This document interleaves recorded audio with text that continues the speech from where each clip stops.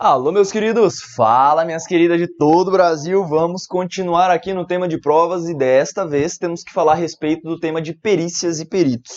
Doutor, o tema de perícias e peritos é um tema que muitas vezes nós utilizamos alguns conhecimentos relacionados tanto à parte do capítulo das provas, quanto também de sujeitos processuais, presente lá no artigo 275 até o 281 do CPP. Então, o tema hoje que eu quero trabalhar com você é um tema bastante razoável, bastante tranquilo, que a gente não precisa ficar se matando demais aí não. Show de bola? Vem comigo, vamos começar então esse tema chamado de perícias e peritos. Vamos lá? Primeiramente, doutor, para a gente começar a falar de perícias e peritos, eu já adianto para você que eu estou adentrando o artigo 159 do Código de Processo Penal. Tudo bem? Então o tema agora vai ser perícias, olha que legal, perícias e peritos. Vamos lá? Primeiramente, permita-me estabelecer, doutor, um conceito. Esse conceito ele é muito importante para nós aqui na prova. Conceito do que, Pedro? Conceito do que vem a ser efetivamente um perito. Quer ver? Olha só. Primeiro, permita-me estabelecer um conceito. Esse conceito é um conceito puramente doutrinário. Você não vai encontrar o conceito de perito criminal ou perito oficial no Código de Processo Penal, não. Tá? Então, olha só. Como que eu devo conceituar os peritos, Pedro? Perito é toda e qualquer pessoa com um reconhecido saber em uma ou mais áreas técnicas. Antigamente, doutor, quando você pegava a criminalística, quando ela não era uma ciência autônoma, quem a praticava era a medicina, eram os médicos legistas.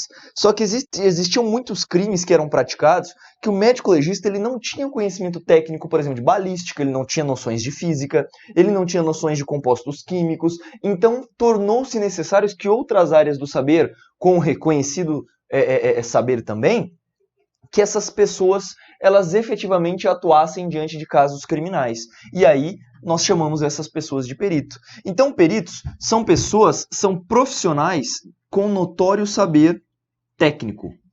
São profissionais com notório saber técnico. Só que aqui eu pretendo ser muito cirúrgico com você no que diz respeito ao CPP. Perceba que interessante. Apesar da doutrina estabelecer um conceito para os peritos, que são profissionais com um notório saber técnico, um notório saber específico de uma área ou de algumas áreas, o Código de Processo, lá no artigo 275, ele dá uma nomenclatura ao perito. O 275 ao 281 do CPP, ele vai dizer que os peritos e os intérpretes, que são figuras equiparadas aos peritos, estas autoridades elas são chamadas de auxiliares do juízo, auxiliares da justiça. Tudo bem? Então você também pode colocar que os peritos eles são entes auxiliares da justiça, pautado exatamente pelas mesmas prerrogativas, como, por exemplo, a imparcialidade. O perito ele deve ser imparcial. Doutor, um perito oficial em tese que atua diante do processo, ele não tende nem para um lado nem para outro. O perito ele é imparcial, ele diz o que aconteceu. Isto pode privilegiar tanto a figura do acusado quanto a figura do juiz. Tudo bem? Na verdade, quanto à figura do MP. O juiz é quem vai avaliar, perdoe-me. Tudo bem? Então, conceito, basicamente é isso que eu tenho que trabalhar com você nessa primeira análise. Ah, Pedro, ótimo, mas e a classificação desses peritos? Vamos lá. O CPP trabalha com uma classificação bastante importante para nós na prova. E esta classificação, doutores, só para você entender, não cai, ela despenca. Tudo bem? Vamos lá. Essa classificação, primeiro, ela vai trabalhar com peritos que nós chamamos de perito oficial. São os chamados peritos oficiais. E existem também os peritos não oficiais. Pedro, o que são os peritos oficiais? Doutor, peritos oficiais são aqueles peritos devidamente concursados, empossados em exercício do cargo público. Tudo bem? Então, perito oficial é aquele perito que prestou concurso público, fez o seu juramento, tomou posse e entrou em exercício. Tudo bem? Este é o chamado de perito oficial. Os peritos não oficiais são chamados também, doutor, de perito juramentado. Pedro, por que perito juramentado? Porque os peritos não oficiais, eles não são peritos que atuarão por meio de concurso, não. Os peritos não oficiais são autoridades nomeadas no momento pelo juiz. Então, olha que interessante. Perito oficial é aquele perito que existe eternamente porque ele já está concursado. A todo momento ele se encontra no trabalho. Tá? Agora, o perito não oficial não. O juiz nomeia uma pessoa específica para dar um laudo a respeito de determinada situação técnica. Isso acontece muito, doutor, com professores de universidade. O juiz nomeia esse professor para se manifestar, por exemplo, a respeito de um laudo ou para fazer uma análise, alguma coisa do tipo. Estes são os peritos não oficiais. Tudo bem? Então existem os peritos oficiais e os peritos não oficiais. Detalhe, de acordo com o Código de Processo, as perícias serão feitas, no mínimo, por um perito oficial ou, no mínimo, por 2 peritos não oficiais. Olha que interessante. As perícias, elas deverão ser feitas por um perito oficial ou por 2 peritos não oficiais. Isso aqui não cai, isso aqui despenca, hein? Você tem que tomar muito cuidado com essa colocação para você aqui, tá? Os peritos oficiais e os não oficiais. E aí eu já tenho uma observação bastante gritante para você aqui. Olha essa observação. Ela vai dizer o seguinte. A lei, ela estabeleceu o conceito de perito oficial e não oficial. Aí você vai dizer, Pedro, mas se ambos são imparciais em relação ao processo, e quando a parte contrata um perito? E quando a parte faz essa contratação? Doutor, não confunda perito com assistente técnico. O expert contratado pelas partes recebe uma nomenclatura específica pelo Código de Processo, que é justamente a figura do assistente técnico. Então, olha que interessante. Você vai dizer que os peritos, eles são diferentes do assistente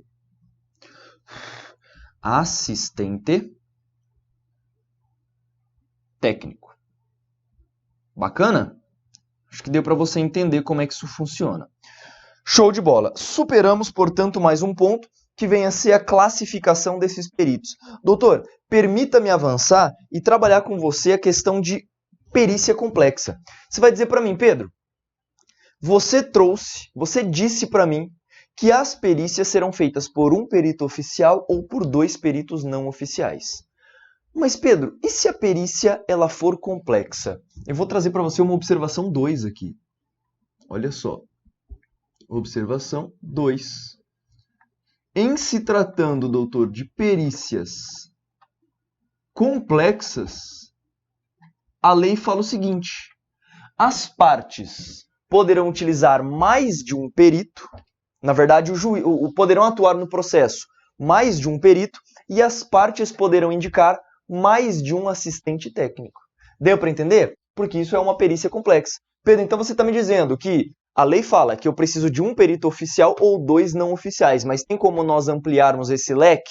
Tem. Quando o quê? Quando a perícia for complexa. Sem muito problema. Bem simples essa colocação também. Vamos para o ponto 3?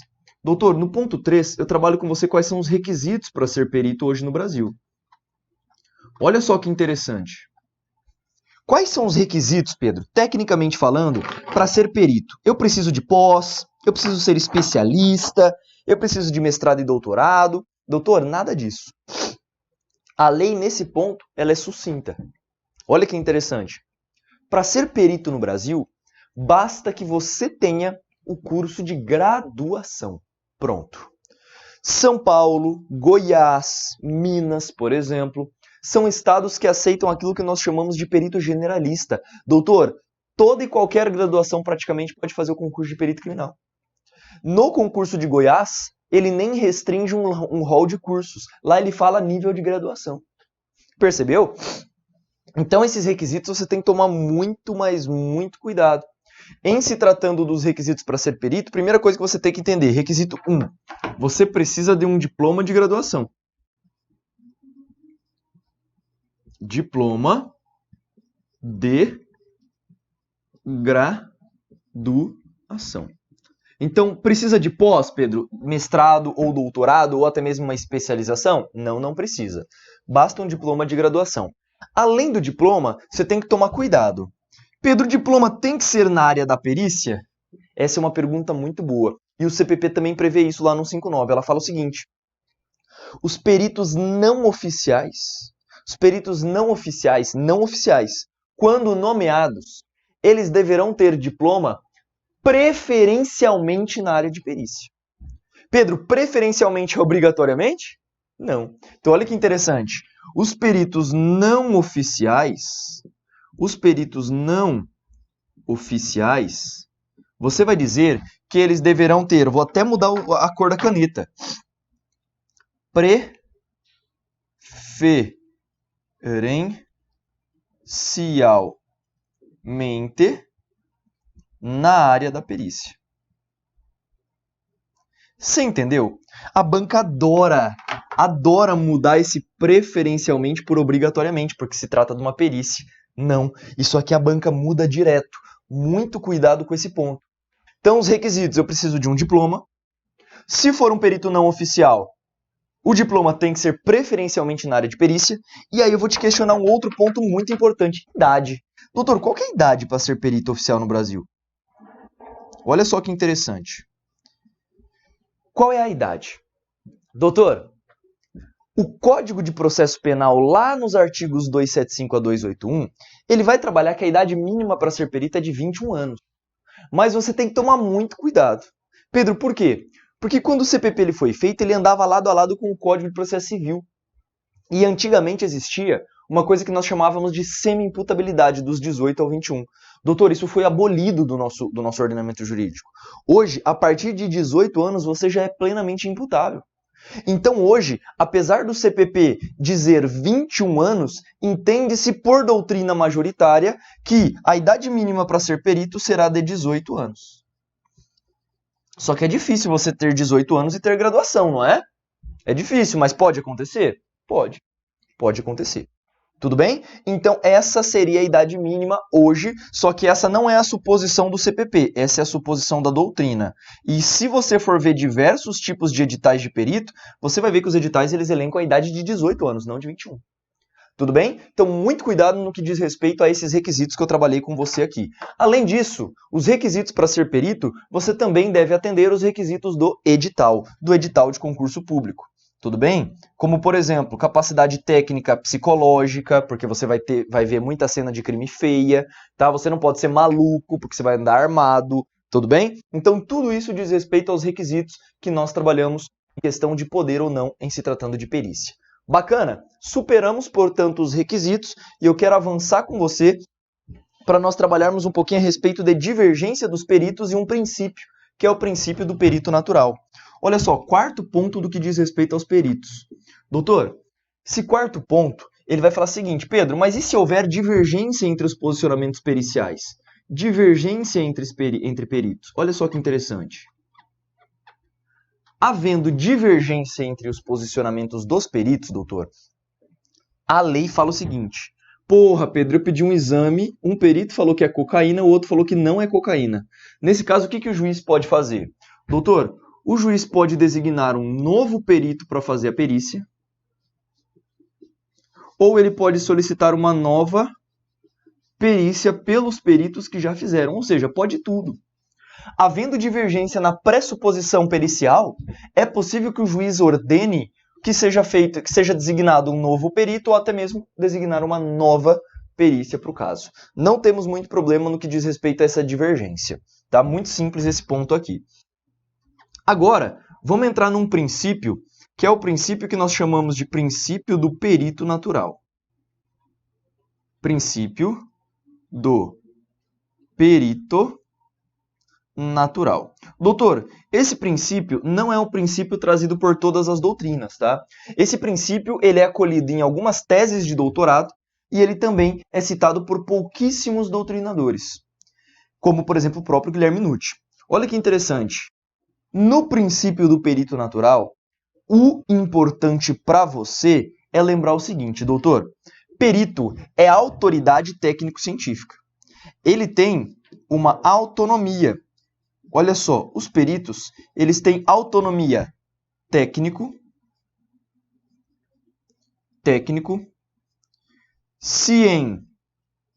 científica e também funcional. Então, os peritos, a lei... Pedro, mas quem atribuiu isso para os peritos? Doutor, uma lei, que é a Lei de Perícia Criminal Federal, que é a Lei 12.030 de 2009. A Lei de Perícia Criminal Federal, na verdade, a lei que estabelece quem são os peritos de natureza criminal no Brasil, ela fala que os peritos eles são autoridades técnico-científicos com autonomia também nesse caso. Tá? Então, os peritos eles são dotados de autonomia e não existe hierarquia. Olha que interessante. Os peritos eles não são hierarquicamente inferiores aos delegados. Não há hierarquia com o delegado. Não há hierarquia funcional com o MP e não há hierarquia funcional com os juízes. Doutor, esta hierarquia, ela não existe. Pedro, então o delegado pode requisitar perícia direto para o perito? Não. Doutor, o delegado requisita uma perícia para o Instituto de Criminalística e o seu chefe superior é quem designa quem vai fazer ou não aquela perícia. Eu vou te dar um exemplo aqui do Paraná. Eu sou perito criminal aqui no Paraná e o meu chefe, ele é o chefe do laboratório, no caso de Química Legal, da gerência de laboratórios forenses, e ele designa, por exemplo, Pedro, eu quero que você faça essa requisição de exame pericial, essa REP, de droga, de coca, de maconha. Ah, Isa, faça tal coisa. Luiz, faça tal coisa. Ele vai designando, ele vai distribuindo internamente quem vai fazer o quê. Percebeu? Essa hierarquia direta que eu tenho é diretamente feita com outro perito. Não é em relação a delegado, MP, muito menos juízes. Tudo bem? As requisições são feitas para o órgão. Interna corporis, que a gente chama, isso é distribuído por meio do seu chefe. Bacana? Então é isso que nos vai dizer o princípio do perito natural. A questão da autonomia atribuída pela lei, a Lei 12.030 de 2009, e também a questão da hierarquia não havendo-a entre peritos e delegados, MP e até mesmo juízes. Isto é a parte mais legal desse princípio do perito natural. Mais algumas observações. Doutor, as partes. Eu tenho uma observação bastante gritante para você aqui, importante também, no que diz respeito às partes. Quer ver? 6º ponto. No que diz respeito aos peritos não oficiais, você vai dizer que as partes não intervirão na nomeação do perito. Não intervirão na nomeação do perito. Na nomeação do perito. Pedro, as partes não podem, então, intervir naquela nomeação feita pelo perito, feita pelo juiz em relação ao perito? Não. As partes não podem intervir, doutor. As partes não podem intervir naquela nomeação. Pedro, por quê? Porque o perito, doutor, nomeado pelo juiz, o perito não oficial, ele tem que ser imparcial. É o juiz quem vai decidir de acordo com a sua experiência e de acordo com a sua técnica quem seria o melhor adaptado a exercer aquela função que o juiz precisa. Bacana? Então, muito cuidado com esse ponto, que as partes também não poderão intervir. E como último ponto também bastante relevante aqui para nós, como último ponto, quero trabalhar com você como é que o perito materializa suas ideias. Doutor, como que o perito materializa a sua opinião em relação aos crimes? Então, olha só, a materialização da atuação pericial,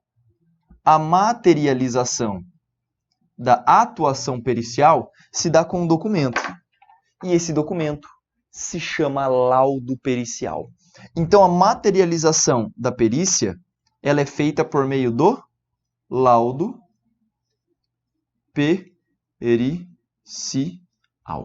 Laudo pericial.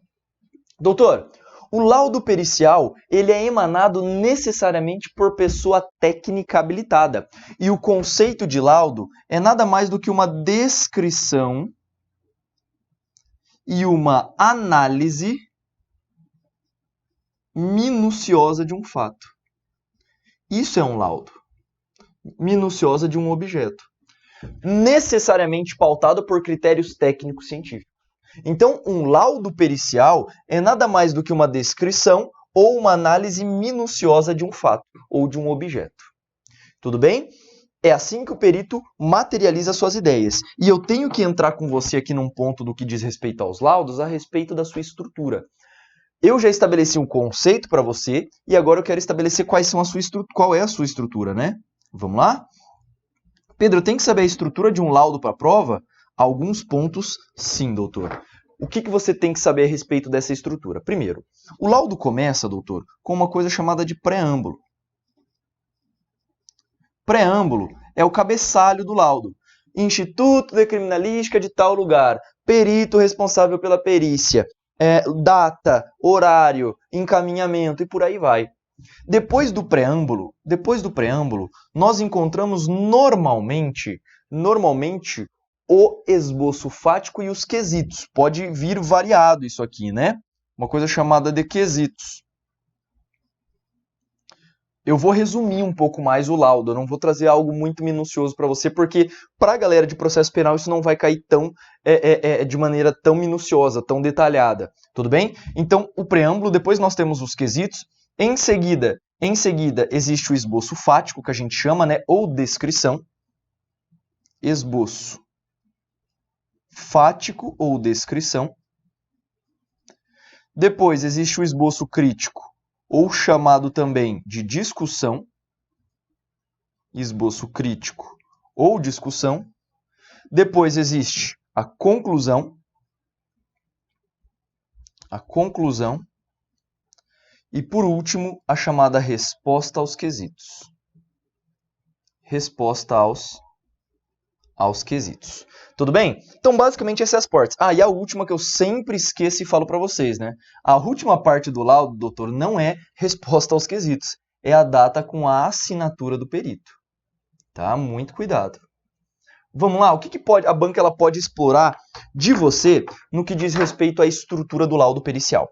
Então, vamos lá. Preâmbulo é o cabeçalho. É o que vai dizer, por exemplo, o perito responsável, como que ele é responsável por fazer aquilo. Quesitos. Doutor, quesitos são perguntas. Estas perguntas são perguntas que são feitas ao perito. E aqui eu poderia te indagar o seguinte: Pedro, quem pode fazer quesitos? Quem pode fazer quesitos para o perito? Vamos lá. Primeiro, olha que interessante.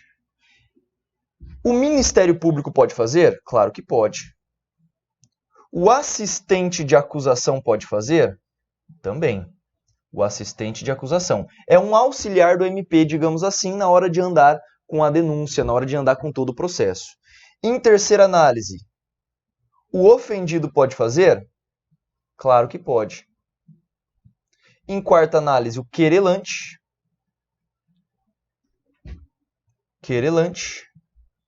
E, por fim, o acusado. Todas essas pessoas poderão fazer quesitos. Todas essas pessoas poderão quesitar, poderão perguntar coisas ao perito. Olha que interessante. O MP, o assistente de acusação, o ofendido, o querelante e o acusado.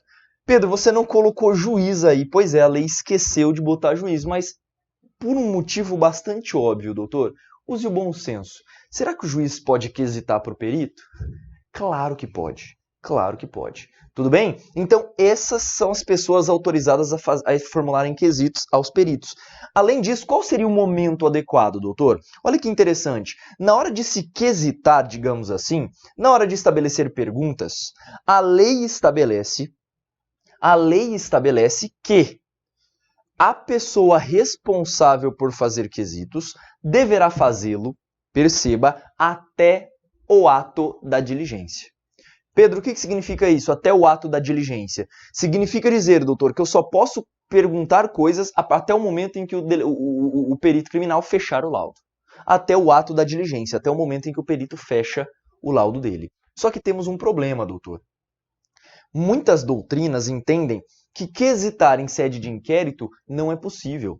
Pedro, por que não é possível? Porque o inquérito ele é impositivo, doutor. Como existe um procedimento inquisitório implementado, não há partes no processo. Então não existem essas autoridades. Percebeu? Então entende a doutrina majoritária que não é possível se estabelecer quesitos no inquérito. Não é possível. Somente na fase processual. Aí tudo bem. Na fase processual, a quesitação será feita até o ato da diligência. E aí você vai me indagar, meu Deus, Pedro, mas e se o perito já fez o laudo na fase de inquérito, não houve oportunização para quesitos, chegou no processo, obviamente aquele laudo já está materializado, eu não vou poder quesitar? Doutor, claro que vai. Só que esse quesito, ele será feito em laudo complementar. Ele será respondido em laudo complementar. Tudo bem? Essa basicamente é a estrutura do que você precisa saber tecnicamente a respeito do laudo pericial. Esboço fático e esboço crítico. Pedro, esboço fático é a mesma coisa que descrição. Tudo bem? Descrição é a parte mais importante do laudo, que é onde nós colocamos as fotos e descrevemos os fatos. Esboço crítico. Discussão. Uma porção facultativa do laudo. O esboço crítico ou a discussão ela não é obrigatória. Tudo bem? Conclusão bem tranquilo. Resposta aos quesitos também. E a data e a assinatura, ok. Matamos, portanto, a estrutura do laudo. Tenho que continuar falando ainda com você a respeito do laudo pericial. Pedro, mas a gente tem que falar sobre o quê no que diz respeito ao laudo pericial, tecnicamente falando? Nós temos que trabalhar agora outros elementos no que diz respeito a esse laudo. Vamos lá? Momento de produção do laudo. Você já viu, né, que o laudo ele é feito, na verdade, o momento da perícia, né? Momento da perícia. Doutor, infelizmente, crimes não têm hora para acontecer. Crimes podem acontecer a todo tempo. E é por isso que essa perícia, o momento da perícia, poderá ser feito em qualquer dia ou qualquer hora.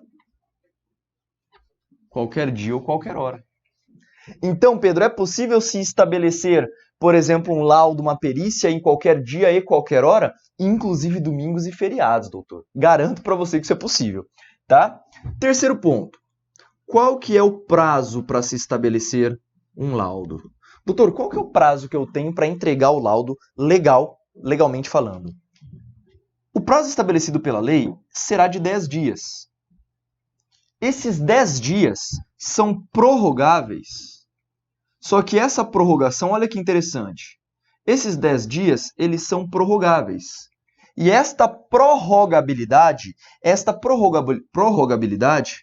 é a pedido do perito. O perito vai pedir para o juiz, né? O perito vai pedir para o juiz, falando que é impossível, por exemplo, se fazer determinado laudo, e o juiz vai autorizar. E autorizado pelo juiz. Bacana? Tranquilo? O perito pede e o juiz concede. Quanto tempo, Pedro? Quanto tempo o perito pedir? Tudo bem? É o perito quem entende da perícia. É ele quem vai solicitar. Ah, juiz, não dá para fazer em mais 10 dias não, tem que ser mais 60. Bacana. O juiz vai lá e concede. Tudo bem? Então, é possível? Sim. Aí você vai dizer, Pedro, mas e aquela história de esclarecimento? Olha só. Esclarecimentos acerca do laudo, esclarecimentos a respeito do laudo, se o perito ele for convocado para audiência ou se ele tem que fazer um laudo complementar, a lei estabelece que o perito terá, no mínimo, mais 10 dias também para fazê-lo. O perito ele deve ser indagado, no mínimo, com uma antecedência de 10 dias. Entendeu? Então, é tudo 10 dias no que diz respeito a perícias e a peritos, que não existe muita coisa para você se enroscar aqui no ponto concreto, não. Então, o laudo tem que ser exarado em 10 dias e prorrogável a pedido do perito, autorizado pelo juiz. Lembrando que os esclarecimentos, por exemplo, em audiência de termos técnicos ou de fatos relacionados ao crime, que foram esclarecidos pela perícia, deverá ser feita com uma antecedência mínima de 10 dias ou em laudo complementar também em 10 dias. Tudo bem? Tá tranquilo? Bacana. Então, estabelecemos o prazo. Modelo de apreciação do laudo. Doutor, apreciação desse laudo. Olha que interessante. O laudo, o juiz está vinculado, doutor, ao laudo pericial? Será que o que está escrito no laudo vincula a decisão do juiz? Claro que não. Doutor, o modelo de apreciação do laudo adotado no Brasil é um modelo que você vai chamar de modelo liberatório. Olha só, liberatório. O juiz poderá aceitar o laudo no todo ou em parte. O juiz pode aceitar aquele laudo no todo ou em parte. O juiz, olha o termo técnico da lei, o juiz não está adstrito ao laudo, podendo recusá-lo no todo ou em parte. Como são pessoas independentes com opiniões independentes a respeito dos temas, probando que nós chamamos, nesse caso cada um pode ter a sua opção. O perito fala assim, não, alta chance de ser um homicídio. O juiz ainda assim se convence que foi suicídio. Pronto, o juiz ele pode recusar ou poderá tanto fazê-lo no todo ou em parte em relação ao laudo pericial. O que na prática é difícil de acontecer, tá? Muito difícil um juiz contestar desta forma um laudo pericial. Tudo bem. Então, a apreciação do laudo é o modelo liberatório, em que o juiz pode recusar, pode haver recusa judicial, vou até colocar aqui para você, ó, recusa judicial no todo ou em parte. Acho que deu para entender um pouquinho melhor, Pedro, como é que funciona esta apreciação do laudo. Show de bola? E para a gente fechar o tema de laudo, doutor, vamos falar um pouquinho a respeito dos vícios, tudo bem? Vícios contidos no laudo. Olha só que interessante. Esses vícios, eles podem ser de dois tipos. Ele pode ser um vício acidental, ou ele pode ser um vício estrutural. Doutor, um vício acidental, você vai dizer que é um vício sanável. Ou seja, dá para consertar. E um vício estrutural, você vai dizer que é um vício insanável. Olha que interessante. Se o juiz detectar um vício acidental no laudo, e ele for, obviamente, sanável, o juiz vai mandar que o perito conserte. Por exemplo, sabe quando muda de um ano para o outro? Imagina que o sistema não foi atualizado e o seu laudo, ao invés de sair 1º de janeiro de 2021, sai 1º de janeiro de 2020 ainda. Imagina só, doutor, errou a data. A data foi um acidente ser errado. Esse vício é sanável. O juiz manda arrumar a data desse laudo. Tudo bem? Vício estrutural. Doutor, é um vício insanável. Nesse caso, o que o juiz ele vai fazer quando o vício for estrutural ou insanável? Ou ele vai designar novo perito, olha só, você já viu isso. Ou ele vai designar uma nova perícia. Bacana? Tranquilo? Então é isso que a gente tinha que falar a respeito do laudo pericial. E só para nós fecharmos o nosso entendimento, eu vou trabalhar com você com uma última figura chamada de assistente técnico. Doutor, permita-me entrar aqui a respeito do assistente técnico. Pedro, o que eu tenho que saber a respeito do assistente técnico? Perceba. Doutor, assistente técnico, perceba o que eu vou dizer aqui. O assistente técnico é o perito, olha o conceito. Assistente técnico é o perito contratado pelas partes. Só que, tecnicamente falando, apesar dele ser um perito contratado pelas partes, eu quero que você coloque no seu caderno que ele é um perito entre aspas. Eu quero que você perceba que ele é considerado um perito entre aspas. Por quê, Pedro? Porque, na verdade, ele não é um perito, porque a nomenclatura lícita ou legal, para ele aplicada, não é de perito. Aqui você vai dizer meramente que ele é um expert contratado pelas partes. Então, isto é o assistente técnico. É uma autoridade contratada pelas partes. Além disso, olha que ponto importantíssimo que nós temos aqui. Doutor, o assistente técnico, nos termos do artigo 159, é uma autoridade, é um expert contratado pelas partes. E aí você vai me dizer, Pedro, mas quem pode contratar o assistente técnico? Quem pode contratá-lo? As mesmas autoridades que podem formular quesitos. Quer ver? O MP poderá fazê-lo, junto com o seu assistente de acusação,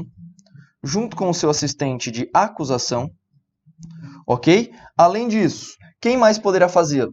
O ofendido e o querelante. Bacana? Todas essas autoridades são hábeis para contratar um assistente técnico. E, por fim, um acusado. Doutor, eu não sei se você percebeu, Mas o assistente técnico, sendo o expert contratado pelas partes, é óbvio que ele vai tender o seu documento chamado de parecer não mais laudo para a parte que ele está sendo contratado. Isso é um motivo bastante óbvio. Então, quem pode contratar são todas essas autoridades. Bacana, entendi, Pedro. Terceiro ponto, importantíssimo. Quando que o assistente técnico atua? Como que se dará esta atuação do assistente técnico? Doutor, entende a doutrina que o assistente técnico somente poderá atuar na fase processual. Pedro, por que processual? Porque ele depende de admissão pelo juiz. Porque ele tem que ser autorizado pelo juiz. O juiz deve autorizar a entrada do assistente técnico no processo. Além disso, além da fase processual, ele somente poderá exarar a sua informação após o laudo pericial. Após o laudo do perito, até porque ele vai refutar ou ele vai o quê? Reforçar aquele laudo. Isto vem a ser o assistente técnico. É um perito, é um expert contratado pelas partes que vai tendenciar para a sua opinião a respeito dos fatos, em que atuará somente no processo após o exarar do laudo pericial. Bacana, acho que deu para entender essa primeira parte, Pedro. O que mais eu tenho que saber a respeito do assistente técnico? Como é que ele vai fazer a perícia? Olha só, a perícia realizada pelo assistente técnico não é uma perícia feita de qualquer forma, não. Doutor, a perícia para que seja feita, ela tem que ser feita, primeiro, ele deve agendar uma visita ao IC ou ao IML, ou você acha que ele vai pegar o vestígio e vai levar para o seu laboratório? Claro que não, isso aqui não é a casa da mãe Joana. Olha que interessante. Após agendar, na hora em data previamente, portanto, agendada, o perito, o expert contratado pelas partes, que é chamado de assistente técnico, ele vai comparecer e ele fará a perícia na presença de um perito oficial, na presença do perito oficial e em órgão oficial também. Ele não pode levar para o seu escritório, para o seu laboratório, o corpo de delito, ok? Ele tem que fazer no órgão oficial na presença do perito. Esse ponto é importantíssimo. E ao terminar a sua perícia, o assistente técnico, ele produz um documento, ele materializa a sua opinião. A materialização da opinião do assistente técnico se dá mediante um documento que nós chamamos de parecer. Doutor, assistente técnico não emana laudo, hein? O assistente técnico, ele emite opinião de juízo. Uma opinião técnica fundamentada. O nome dessa porra é parecer. Então, o assistente técnico, ele emana um parecer, ele não emana um laudo. Isso é importantíssimo para a sua prova. E é assim que nós finalizamos mais um teminha da parte de provas que diz respeito às perícias e aos peritos.